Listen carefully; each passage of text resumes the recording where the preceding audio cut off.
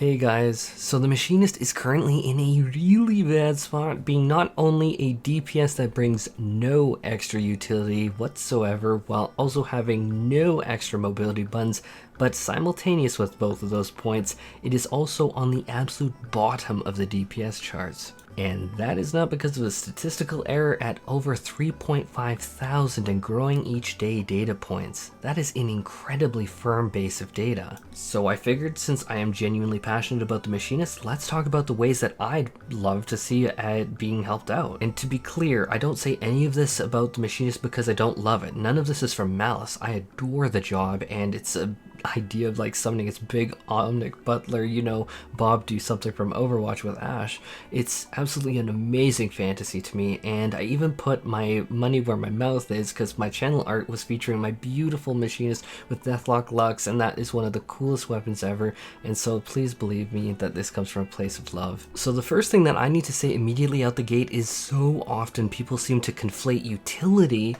with bringing just DPS buffs for the raid, and that's not the truth at all. As a more tangible example, as in people consider abilities like Summoner Searing Light, that is a direct damage buff to the team, a form of utility.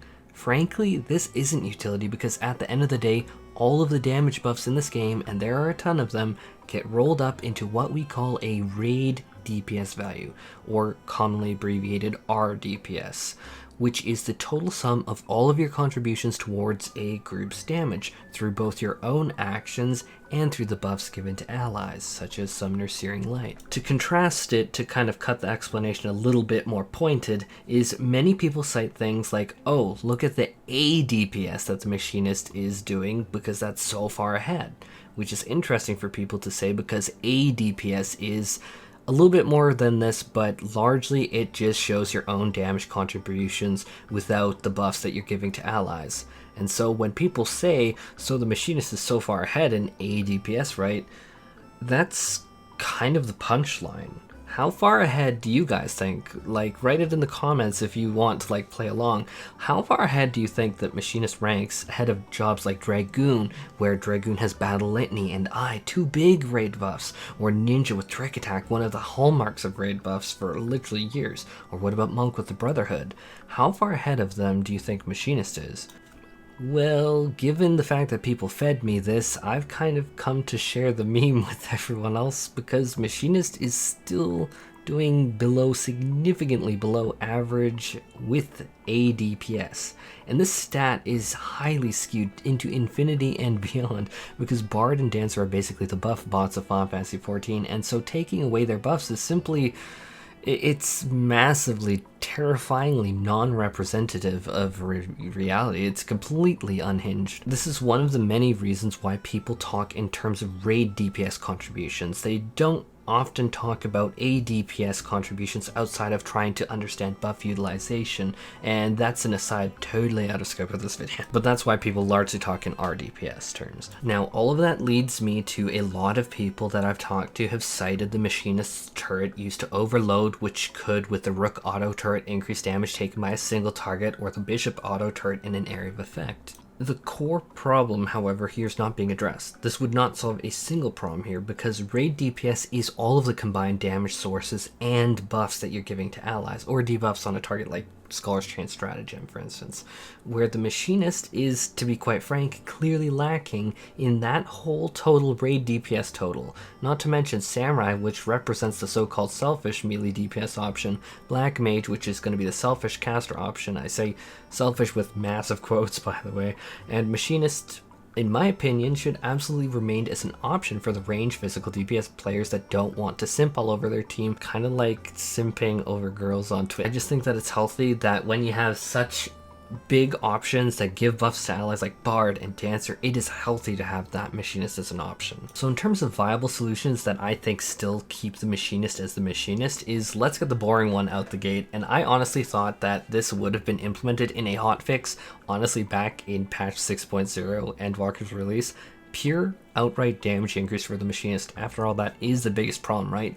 Because like I stated, no mobility, no utility, and lower damage. That's not even fair. This would need to be a very, very significant DPS increase across the board to not only meet up with the current competition, which is Dancer and Bard, but to also overcome Dancer and Bard, since they do offer so much more utility and mobility. But let's say that that's not an option, because right now I feel like that might not be an option because the developers might have just buffed the machinist already if that was an option. And I'd like to explore forms of utility that I've personally found very, very exciting to think about for the machinist. Let's first look up machinist in PvP, which obviously has its own balancing and skills, but I think that this is a fantastic example of how utility can be intertwined with other skills for the machinist, because it's for the machinist, just in different game mode. So Bishop Auto Turret clearly does AoE damage, and that's what most people would know it for. But this little guy also shields allies every time it goes off, and coming from the Sage, I can see this as being a little bit like an effect like Panheima, which is an ability I absolutely adore. But what if we had every single time that the Automaton Queen came out, barriers applied to the group in a similar fashion to this little guy? Before you think that this is totally absurd, they recently standardized Automaton Queen with patch 6.2, so the one that we just got, where the queen is going to be out realistically for 7 seconds because she has like a 5-second wind up time. Yeah, it's super cool in aesthetics, but functionality, But I don't think with the standardization this would be too crazy, because you realistically get 6 hits out. Now obviously the Automaton Queen is a powerful damage ultimate for the machinist, so in an ideal world it wouldn't just be held for the mitigation, of course. This would, however, be an answer for the machinist towards the dancer's abilities, the Curing Waltz, Improvisation, and Improvised Finish, all of which are exceedingly powerful. Curing Waltz on its 1-minute cooldown timer especially. Automaton Queen comes out, and each time she dunks on the opponent, the party gets a refreshed barrier. Hell, let's explore this a little bit. Like, if the developers want to get a little spicy, I think that they could make the barrier effect stack up with reduced returns per stack, similar to the Dancer's Improvised Finish. You start at stack 1 at 5%. Then each successive stack, you go up 1% per stack, to like 6%, 7, 8, 9%, and then maximally end with Automaton Queen giving 10% barriers for each ability she used.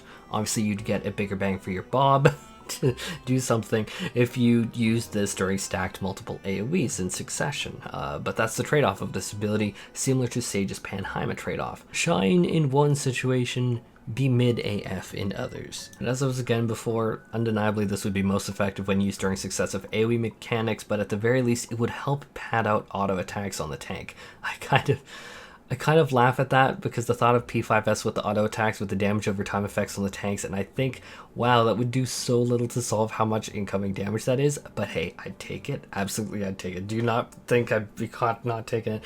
Protocol Ruby, choose through my Sage's buffed Krasis Haima shields like they're candy, and that's with my Tara Colt mitigating the damage too. I kind of want to cycle back to the Automaton Queen applying barriers when she punches, because I think that that might at first sound a little overbearing. Would I personally see this as overbearing? And my answer is not at all, honestly, because when you consider Dancer's utility, this genuinely actually seems a little understated. Curing Waltz is a free Cure 3 or a Pneuma on a 60-second cooldown that can be combined with Improvisation every 2 minutes for up to 1100 potency of healing.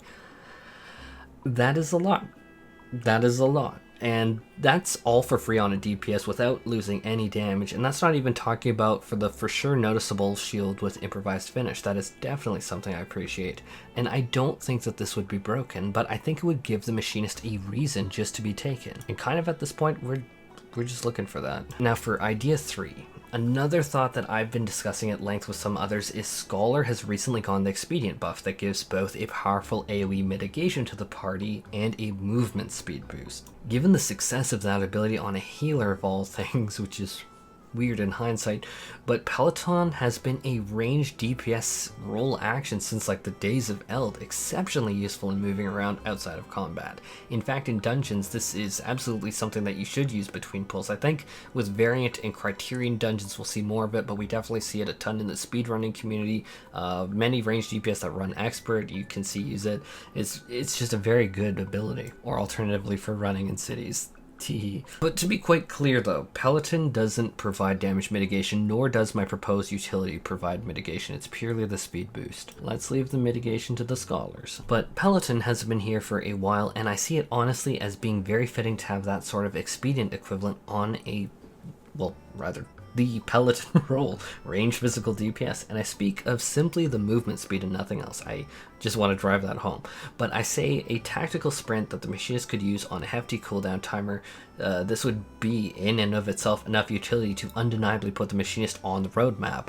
Lack of heals, lack of cleanses, lack of heal amps, lack of barriers, and lack of mobility, and all of those shortcomings of damage, all of that be darned. This expedient movement speed ability on Machinist in its current state would be exceptionally appreciated. Now, what a kind of cooldown would I think is maybe 3 minutes. I think 3 minutes would be pretty fair. In a fight that has a mechanic that's really scary, like in the middle, you might really technically get 1 use out of it in a raid pull. In one that has like 2 mechanics, one of them being really hard earlier on, you could get like 2. I think that would be pretty balanced at 3 minutes. And with that, we've arrived to the conclusion. Honestly, the Machinist is a job that I've truly adored through the years, and especially the Shadowbringers rework brought me so much joy with it. It's honestly really sad to see the Machinist in the state that's currently in. I really hope that it gets much needed love. I gotta say though, it would make me really happy if you guys consider dropping a juicy, thick bob. Do something on that like button,